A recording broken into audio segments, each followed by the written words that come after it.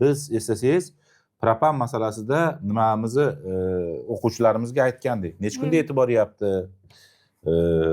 Qanaqa muammolari bor? Juda ko'pchilik yozishgan. Mana endi bu haqi, auditoriyani haqqi, bu to'g'risida ham gapirmasak ham bo'lmaydi. Albatta, albatta. Men endi familiyalarni aytmayman, chunki mahalla komitetidan komissiya qilib turib, hudud gaz borib yurmasin yana. Shunaqa. 2 yilmi, 3 yil avval bir mahalla komitetimiz, men tug'ilgan qishloqda Otabek dedi, shu qishdan beri dedi, propan kelmayapti dedi. Vobshe o'zing ham bilasan, shu hamma qarindosh urug'laring shu yerda dedi. Ha, desam, bir yozgin dedi. Endi haqiqatan yozdim. Yozsam 3 kundan keyin kameralarni ko'tarib hokimiyat, hudud gazni rahbarlari bo'lib turib borib, endi u mahallaning komiteti nima deydi? Ha, bizda propan kelyapti. U propan kelmagan mahalla pastdagi mahalla ekan. Yuqoridagi mahallaga kelayotgan ekan deb turib intervyu berdi turishganda, tushunyapsizmi? Hozir qaysi mahallaligini aytsam, mana shu yozganlar.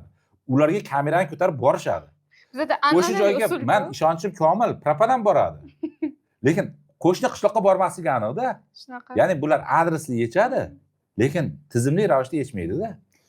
Yozyapti, viloyatini aytaman, Farg'onadan yozyapti, tumanni ham aytmayman. Biz hududga, gazlashtirilmagan hududga 4 oydan beri propan gaz yetib kelgani yo'q deyapti. Odamlar qiynalyapti deb yozyapti. Qashqadaryodan yozyapti. 3 oydan beri kelmayapti deb yozyapti.